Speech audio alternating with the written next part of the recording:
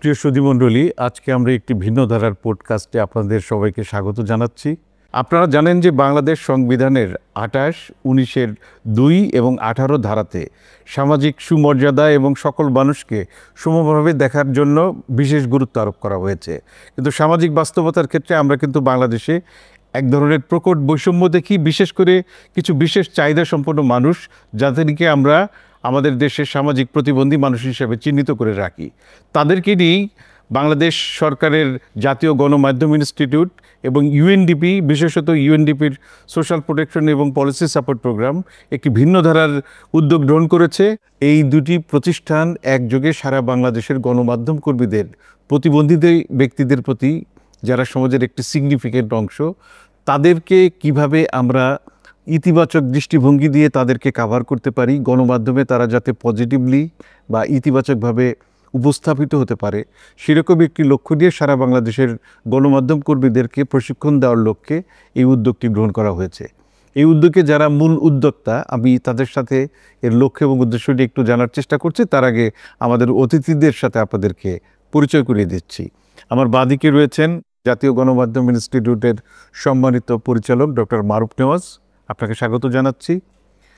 জাতিসংঘ উন্নয়ন কর্মসূচির সম্মানিত কমিউনিকেশন হেড, আমাদের সবার প্রিয় আব্দুল কাইয়ুম, তিনি আমাদের মাঝে উপস্থিত হয়েছেন, আপনাকে স্বাগত জানাচ্ছি।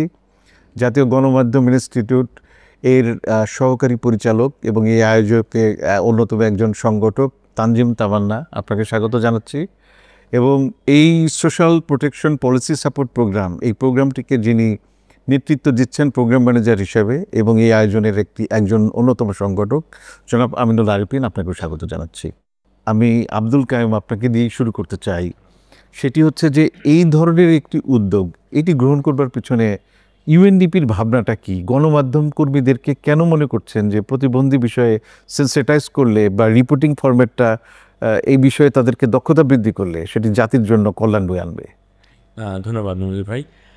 শুরুতে বলে যেহেতু আমার রোলটা হচ্ছে গিয়ে মিডিয়া অ্যান্ড কমিউনিকেশনস, আমি ওই দিয়ে কথা বলার চেষ্টা করবো। সো আপনারা হয়তো জেনে থাকবেন যে সারা বিশ্বে 15% মানুষ হচ্ছে গিয়ে প্রতিবন্ধী। সো সেখানে একটা বড় নাম্বার অফ পিপল কিন্তু পার্সন উইথ ডিসেবিলিটি। তো তাদেরকে পিছনে ফেলে আমরা যদি বলি যে টেকসই উন্নয়ন লক্ষ্যমাত্রা বা এসডিজি অর্জন করা সম্ভব হবে না। তো সেখানে মিডিয়ার রোলটা আরও বেশি শক্তিশালী, কারণ আমরা জানি যে মিডিয়ার মাধ্যমেই তাদের গল্পগুলো উঠে আসবে এবং সেখান থেকে আমাদের এই উদ্যোগটা নেওয়া হয়েছে।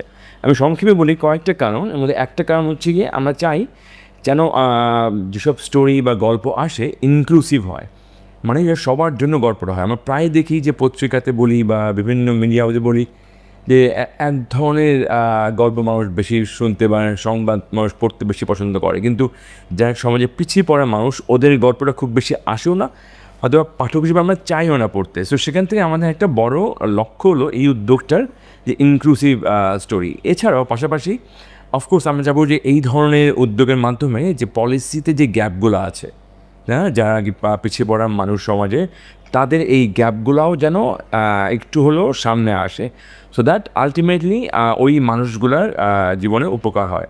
এছাড়াও আমাদের আরও কিছু কারণ আছে, যেটা হচ্ছে কি আমাদের মিডিয়া অ্যাক্সেসিবিলিটি, যে আমরা হয়তো বা আপনি খুব সহজে পড়তে পারছি, শুনতে পারছি যেসব নিউজ আসছে বা সংবাদ আসছে, কিন্তু জাস্ট চিন্তা করবেন যারা পার্সন উইথ ডিসেবিলিটি বা বিভিন্নভাবে তাদের প্রতিবন্ধকতা আছে, ওনারা কি পড়তে পারছে নাকি বা শুনতে পারছে নাকি। সো আমরা চাবো যে এই ধরনের উদ্যোগের মাধ্যমে যেন আমাদের মিডিয়া অ্যাক্সেসিবিলিটিও বাড়ে। আসলে একই সঙ্গে আমি সোশ্যাল প্রোটেকশন পলিসি সাপোর্ট প্রোগ্রামের প্রোগ্রাম ম্যানেজার আমিনুল আরিফিন, একই যোগসূত্র ধরে আপনাকে প্রশ্ন করতে চাই। আপনি বাংলাদেশের দীর্ঘদিন সামাজিক নিরাপত্তা ইস্যু নিয়ে কাজ করছেন এবং সেখানে আপনার লক্ষিত জনগোষ্ঠীর একটি গুরুত্বপূর্ণ অংশ হচ্ছে প্রতিবন্ধী জনগোষ্ঠী, এবং এই উদ্যোগের আপনি একজন অন্যতম উদ্যোক্তা। এর পিছনে কি বিষয়টি আসলে কাজ করেছে? যদি বলি যে রাষ্ট্রের সাথে নাগরিকের সামাজিক চুক্তি, রাষ্ট্রের কিছু দায়িত্ব আছে তার নাগরিকের জন্য, আর নাগরিকের কিছু দায়িত্ব আছে রাষ্ট্রের জন্য। তো রাষ্ট্র সে নাগরিকের অধিকার এবং তাকে রক্ষা করার জন্য যা যা করার দরকার সেটা করবে। তা আমরা মূলত কী দেখি, 5টা বিষয় দেখি। বেসিক নিডস বলে, খাদ্য, বস্ত্র, বাসস্থান, শিক্ষা, চিকিৎসা, এই 5-6টা জিনিস, এটা রাষ্ট্রের দায়িত্ব। সুতরাং একটা নাগরিক যদি এগুলোর কাছাকাছি আসে, ব্যক্তির জীবনে যে প্রাত্যহিক এই বেসিক নেটটা এর কাছে যখন রাষ্ট্র আসে তখন সে ফিল করে যে রাষ্ট্র আমার শরীরের সাথে আমার গায়ের সাথে লেগে আমাকে প্রোটেক্ট করছে। তখন তার মধ্যে সামাজিক যে অলিখিত কন্ট্রাক্ট যে চুক্তি সেটা কিন্তু উদ্ভাসিত হয়। তখন সে রাষ্ট্রের জন্য জান দিতে পারে, রাষ্ট্রের জন্য ট্যাক্স বাড়ায় দেয়, সব কিছু বাড়াতে এই জিনিস বানাতে সে কন্ট্রিবিউট করে, জানে যে আমার বিপদে রাষ্ট্র আসছে, রাষ্ট্রের বিপদে আমি আসবো। বাংলাদেশে কিন্তু actually universal personal disability universal আপনার সেবা দানের ব্যবস্থা আছে, কিন্তু সেবা দানের ব্যবস্থা 5টা ক্ষেত্রে যেটা আমাদের সামনের চোখে ধরা পড়ে সেগুলো, কিন্তু ডিসেবিলিটির প্যাটার্নগুলো যেটা দেখা যায় 12 ধরনের। তো সেখান থেকে আমরা আরও 5টা দিতে করি, বাকি 7টা তো আমাদের মধ্যে এখনও আসেনি। ওগুলোর জায়গায় আমাদের প্রচুর কাজ করার ব্যাপার আছে। ওখানে ডাক্তারদের ওই ধরনের ক্যাপাসিটি বিল্ড আপ, ওই ধরনের আপনার ইনফ্রাস্ট্রাকচার, তারপরে দক্ষ জনবল সেটা জানতে হবে, আবার লোকজনের মধ্যে অ্যাওয়ারনেসও রাখতে হবে। এই জায়গাটায় প্রথম যেটা আমাদের কমিউনিকেশন হেড কানিম সাহেব চিন্তা করলেন যে রিপোর্টার এরা হলেন দর্শন, এরা হলো ডেভেলপমেন্ট ডেভেলপমেন্ট, এরাই আসলে জিনিসগুলোকে সামনে তুলে ধরে নিয়ে আসতে পারে এবং বলতে পারে যে আছে না যে হাফ গ্লাস এমটি অথবা হাফ গ্লাস ফুল। হাফ গ্লাস ফুল বললে এটা এনকারেজিং হয় এবং তখন বলে বাকিটুকু কীভাবে পূরণ করা যায় ওটারও কিন্তু দিক নির্দেশনা দর্শন দিতে পারে। কারণ তারা তো মনে হচ্ছে এখানে হচ্ছে সবচেয়ে বেশি টু স্টোরি ওনাদের কাছে আস পরিবেশন পর সেই জায়গাগুলো যে আর্ট ওটা যতই বলবে ততই আমাদের উন্নয়নের ধারায় উন্নয়নের কাজ এবং ওদেরকে ইনক্লুসিভিটি বা লিভ নোয়ান বিহাইন্ড কনসেপ্টে তত বেশি সম্পৃক্ততা করা সম্ভব। এই কাহিনিটা যদি করতে পারি তাহলে আমরা কি বলে ও তো আপনার পার্সোনাল ডিসেবিলিটি একটা লায়াবিলিটিসে পরিণত হবে ন, সে হবে অ্যাসেট, তার এমপ্লয়মেন্ট অপরচুনিটি ক্রিয়েট হবে, তার মধ্যে অসমতা থাকবে না, সে সমতার জায়গায় চলে আসবে যেটা আপনি একটু আগে বলেছেন, সে জায়গায় চলে আসবে and would be the pride citizen of Bangladesh contributor tax payer of. সে এমন ইনকাম করবে, সে ট্যাক্স পেয়ার হবে, সে গর্বিত নাগরিক হবে। এই সুযোগ সুবিধা দেওয়ার জন্য আমরা প্রচেষ্টা করছি এবং এই জন্য আমরা এগিয়ে এসেছি নিম্বর। এই প্রত্যাশা পূরণের জন্য যে যাত্রাটি শুরু হলো, এই যাত্রা নিয়ে আপনি কতটা আশাবাদী এবং ভবিষ্যতে আপনার স্বপ্ন কী? ধন্যবাদ মঞ্জুর ভাই। আসলে প্রথম কথা হচ্ছে যে এই ধরনের একটি প্রোগ্রামের সাথে জাতীয় গণমাধ্যম ইনস্টিটিউটে যুক্ত হতে পেরে আমরা গণমাধ্যম ইনস্টিটিউট সকলে খুব গর্বিত বোধ করছি। আসলে প্রতিবন্ধী ব্যক্তিদের বিষয়টি আমাদের একেবারে সামাজিক দায়বদ্ধতার একটা বিষয় আমরা বলবো, আপনার আমাদের সকলের সবারই। বাংলাদেশ সরকার তো আসলে অন্তর্ভুক্তি এবং টেকসই উন্নয়ন নিয়ে নানা ধরনের কর্মসূচি চলমান রয়েছে, তবে আমার কাছে যেটা মনে হচ্ছে যে প্রতিবন্ধী ব্যক্তিদের নিয়ে এখন পর্যন্ত অনেক কাজই হচ্ছে, বাট প্রতিবন্ধী ব্যক্তিদেরকে একেবারে মেইন স্ট্রিম করার মতো কাজ এখনও হচ্ছে না, আরও কাজ করা দরকার। আর এক্ষেত্রে আমার আশাবাদ হচ্ছে যে এই যে বিভাগীয় পর্যায়ের প্রথম একটি অনুষ্ঠান আমরা আজকে করতে যাচ্ছি, রংপুর বিভাগ দিয়ে আমরা শুরু করেছি। এখানে রংপুর শহর এবং রংপুরের বাইরের জেলাগুলো থেকে আমাদের কাছে সাংবাদিক প্রতিনিধিবৃন্দ এসেছেন প্রশিক্ষণার্থী হিসেবে। আমরা তাদের মাধ্যমে রংপুর বিভাগের প্রত্যেকটি ঘরে ঘরে, যেহেতু আমরা সবাই জানি যে গণমাধ্যম একটি একদম খুবই শক্তিশালী একটা মাধ্যম, আমরা বলে থাকি যে গণমাধ্যম হচ্ছে সমাজের দর্পণ। গণমাধ্যম একটা সাধারণ জনগণের দৃষ্টিভঙ্গিকে পরিবর্তন করে দেওয়ার শক্তি রাখে।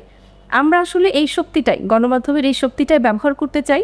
গণমাধ্যমের এই শক্তিটা ব্যবহার করে আমরা এই যে রংপুর বিভাগে যে জনসাধারণ আছে, আপামর জনসাধারণ, তাদের মাঝে একটি মেসেজ পৌঁছে দিতে চাই যে প্রতিবন্ধী ব্যক্তিরা সমাজের বোঝা নয়। তারা আসলে করুণার দৃষ্টিভঙ্গিতে আমরা সাধারণত দেখে থাকি, আসলে তারা করুণা চায় না, তারা আসলে একজন মানুষ হিসেবে তাদের প্রাপ্য অধিকার এবং মর্যাদা চাই। আপনি আমি যে ধরনের সুবিধা অধিকার আমরা প্র্যাকটিস করে থাকি, আমরা প্রতিবন্ধী ব্যক্তিরাও তাই চাই, সেই সম্মানটুকু তারা চাই। সুতরাং এখানে যে মিডিয়া কর্মীরা রয়েছেন তাদের রিপোর্টে যেন সেটার একটা প্রতিফলন ঘটে। ধন্যবাদ তানজিম তামান্না। আমরা শেষবারের মতো ডক্টর মারুফ নেওয়াজ আপনার কাছে একটা প্রশ্ন করব। যেহেতু একটি যাত্রা ইতিমধ্যে শুরু হলো এবং আমি এখানে থাকার সুবাদে যে বিষয়টি দেখলাম যে ইটস এ গুড স্টার্ট, তার মানে কিন্তু এটাকে ফলো করা হবে অন্যান্য অঞ্চলে, বাংলাদেশের অন্যান্য বিভাগীয় এবং জেলা শহরগুলোতে। সে অঞ্চলের যারা গণমাধ্যম কর্মী আছে, এরকম একটি প্রেক্ষাপট থেকে তাদের জন্য আপনার মেসেজ কি? তারা কিন্তু অপেক্ষায় থাকবে, কারণ এই জিনিসটাকে আপনারা তাদের কাছেও নিয়ে যাবেন। ধন্যবাদ। আসলে আমি একটু যদি ব্যাকে থেকে বলি, সেটা হচ্ছে যে জাতীয় গণমাধ্যম ইনস্টিটিউট দীর্ঘদিন যাবৎ সাংবাদিকদের উন্নয়নে কাজ করছে। আমি দেখলাম, আমি মাঝখানে ছিলাম না, আমি আরেকটা প্রতিষ্ঠানে ছিলাম, এখানে 2022 সালে এসে দেখলাম যে কিছু কিছু কাজ একবারে গতানুগতিক। আমি তখন আমাদের ডিজে মহাদেশ তাকে আমি বললাম যে এভাবে আসলে হয় না, আমরা একটু বের হয়ে সমাজের জন্য কিছু করা যায় কি না, সেটা কি আমরা একটু সেই জায়গাতে কাজ করতে চাই। তো উনি এটাকে লুফে নিলেন এবং আমরা এটা নিয়ে ব্যাপক স্টাডি শুরু করলাম। আমার টিমে তানজিম তামান্না ছিল, আমাদের আরও কর্মকর্তারা ছিল এবং আমরা লাস্ট অফ অল কাইম ভাইটিসে যাই যে যেহেতু আমাদের সরকারি ফান্ডিংটা সবসময় পাওয়া যায় না, তো সেই জায়গা থেকে ইউএনডিপি কোনো সহযোগিতা পায় কি না। তো কাইম ভাই খুবই আন্তরিকতার সাথে আমাদের এই প্রস্তাবটাকে গ্রহণ করেছিলেন এবং বলি চাচ্ছিলেন যে কোনোভাবে এটাকে একটা মানে এটি হচ্ছে বাস্তবায়ন করা। তো সেটারই আজ শুরু হয়েছে। তো আমার বিশ্বাস যে আপনাদের সহযোগিতা নিয়ে আমরা আরও যেটা আমাদের 7টা বিভাগ আছে মতো সেখানে আবার কাজ করতে চাই। কারণ আপনারা জানেন যে সাংবাদিকরা ঢাকাতে যতটা প্রশিক্ষণ বা আদার্স ফ্যাসিলিটিস পায় ঠিক মফস্বল হিসেবে পায় না। তো আমরা যদি আমাদের এই কর্মকাণ্ডটাকে সে প্রান্তিক লেভেলে নিয়ে যেতে পারি, তা আমার মনে হয় যে আমরা সাংবাদিক থেকে শুধু এথিক্যাল জার্নালিজম বা ইউরো জার্নালিজম না, একজন ডিসেবল পিপুলের সাথে কী রকম আচরণ করা দরকার বা রিপোর্টিংয়ে তাদের সাথে কোন কোন কথাগুলো আসবে, কিন্তু ল্যাঙ্গুয়েজটা কী হবে, এগুলো নিয়ে তাদের সাথে বিস্তর আলাপ হবে। তারা তখন এটা নিয়ে কাজ করলে আমার মনে হয় যে আমাদের বিভিন্ন শহরগুলোতে যেগুলোতে ডিসেবল পিপুল আছে তাদের নিউজগুলো আপডেট করে রাখতে সক্ষম। ধন্যবাদ। আমাদের সম্মানিত আলোচকরা তাদের যে প্রত্যাশার কথা ব্যক্ত করলেন এবং তাদের যে আন্তরিকতা, তাদের যে ভবিষ্যৎ পরিকল্পনা, বিশেষ করে সমাজের একটি নিগৃহীত জনগোষ্ঠী, যে জনগোষ্ঠী আসলে নিগৃহীত বলাটা ভুল এই কারণে আমাদের প্রত্যেকের ঘরেই কিন্তু কোনো না কোনোভাবে একজনকে আমরা খুঁজে পাবো যে কোনো না কোনো ফর্মে কিন্তু প্রতিবন্ধী ব্যক্তি হিসেবে আছেন। সমাজের পরিসংখ্যানগত তথ্য যাই হোক না কেন, বিদ্রোহী কবি কাজী নজরুল ইসলামের কবিতার সে 2টি লাইন যেন আমরা ভুলে না যাই। তিনি বলেছিলেন, গাহি সাম্যের গান, মানুষের চেয়ে বড় কিছু নাই, নয় কিছু মহিয়ান। মানুষই হচ্ছে সব কিছুর শ্রেষ্ঠ এবং সেই শ্রেষ্ঠত্ব প্রমাণিত হবে যখন সমাজের সর্বস্তরের মানুষকে মর্যাদাশীল করবার জন্য আমাদের সমন্বিত প্রচেষ্টা অব্যাহত থাকবে এবং তারই লক্ষ্যে যে উদ্যোগটি গ্রহণ করা হলো সেটি সফল হোক। সবাই সম্মিলিত প্রচেষ্টার মধ্য দিয়ে আমরা বুঝিয়ে দিই ওরা কেউই একা নয়, আমরা সবাই মিলে অজস্র, এবং সেই শক্তি বাংলাদেশের অর্থনীতিতেও একটি ইতিবাচক ভূমিকা পালন করবে। এতক্ষণ আমাদের সকলের সঙ্গে থাকার জন্য আপনাদের সবাইকে ধন্যবাদ জানাচ্ছি।